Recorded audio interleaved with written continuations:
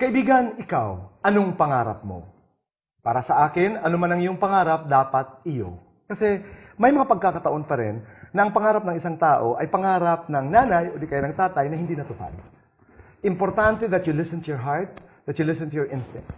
Kasi yun yung pangarap na makabuluhan. At mas lalong makabuluhan ang isang pangarap pag ito'y sinasabayan ng pangangalaga ng kalusugan. Kasi ano naman ang gamit ng isang pangarap? What is a dream kung ang katawan mo naman ay may sakit?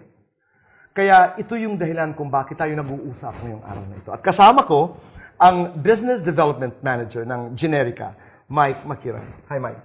Hi, Tito Boy. Ikaw, as a child, what was your dream? Well, I wanted to become a doctor, but... An actor?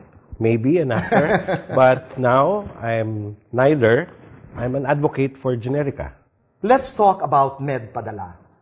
This is very interesting. Ano ba ang Medpadala? Okay, boy.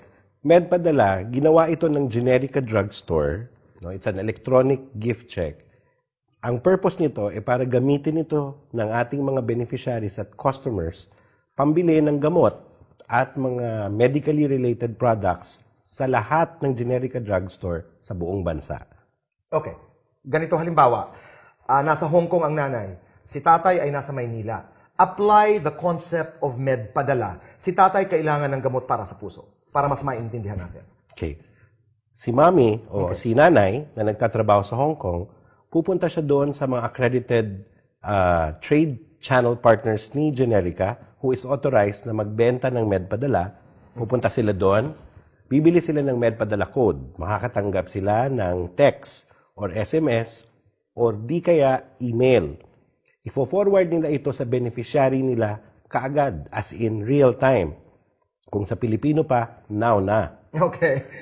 Then, dadalhin ng beneficiary ng mga mahal nila sa buhay na nasa Pilipinas, yung Medpadala code at saka PIN, pumunta sila sa kahit saang Generica Drugstore sa buong Pilipinas, ibigay nilang Medpadala code and PIN, and pwede na nilang gamitin yan na pambayad ng pambili ng gamot para sa puso ni tatay. Halimbawa, 100 Hong Kong dollars ang pinadala ng nanay.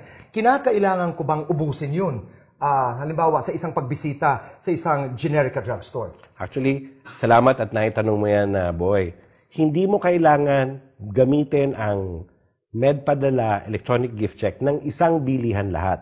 Kasi hindi naman natin alam kung ano ang bibilhin para doon sa kay tatay na sakit. Marami pang ibang gamot yan. Pero hindi kailangan na ubusin kaagad sa isang puntahan. Pwede mong gamitin paulit-ulit kahit ilang beses hanggang sa maubos ang laman ng electronic gift check. At ito pa ang magandang part ng Generica's Medpadala EGC. Wala itong expiry date. So kahit na abutin ka ng ilang buwan na hindi mo pa kailangang gamitin, ang medical allowance ay nandyan lang. Nasa electronic gift check na Medpadala. Hindi nawawala yun. Hindi mawawala, hindi mag-i-expire. Okay. Halimbawa, yung gamot na kailangan, baligtarin naman natin, si tatay ang nagpadala galing Qatar. Halimbawa, yung gamot na kailangan ni nanay dito sa Pilipinas ay wala naman sa Generica Drugstore. How will you manage this? Okay. Lahat po ng frontliners, lahat po ng pharmacy assistants namin sa Generica Drugstore sa buong bansa ay trained po para tugunan ang ganyang klaseng concern. Ang una namin gagawin, kukunin namin ang pangalan ng pasyente o ng bumibili ng gamot, yung kanyang produktong gustong bilhin na hindi available sa panahon na yan na dumalaw siya. As soon as we get the stocks from our commissary at naging available na, tatawagan namin sila, iti-text namin sila, or i-email namin sila na ang gamot ay nandito na po sa drugstore na kung saan kayo dumalaw. Ganda ng serbisyo kasi sinasabi nga natin na lahat-lahat ho, meron tayong about 11 million Filipinos. Yes. Na naroon po sa iba't ibang sulok ng mundo. Yes. At minsan, di ba, especially when you work so hard abroad, gusto mong nakakasiguro ka kung saan napupunta ang inire-remit, ang ipinapadala mo pera. Medpadala is not only meant for the OFWs outside. It's also meant for the domestic. Because we have breadwinners who are working all over the country, but their loved ones, yung mga mahal nila sa buhay, nasa probinsya rin. Nagpapadala rin sila ng pera.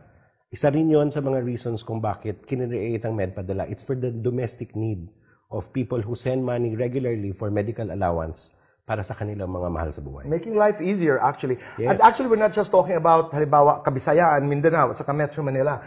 Minsan, Mike, ang pinag-uusapan natin dito, nasa Caloocan lang, yung isa nasa San Pedro. Yes. Yung isa nasa Baclaran, yung isa nasa Novaliches. Because it makes this whole process of sending money and buying medicine really easy for people. Yes, Kaya the concept is so wonderful. That is actually the idea, is to make it real time because you don't have to really travel far. Right. You can go to a Generica drugstore and buy Medpadala or to our accredited channel partners. If you will allow me, I would like also to tell our friends that you can buy Medpadala from all Generica drugstores. At the same time, you can get it through V-Mobile and LBC. Can you do this online? Yes, you can actually purchase Medpadala online. Uh-huh. And you can just easily go to www.medpadala.com.ph. If you have a valid credit card or any form of payment facility, you can actually purchase Medpadala electronic gift checks online. Wow, ang galing. Maraming salamat, Mike. Thank you, boy. Kaibigan, dito sa Generica, kaagapay mo kami sa iyong pangarap.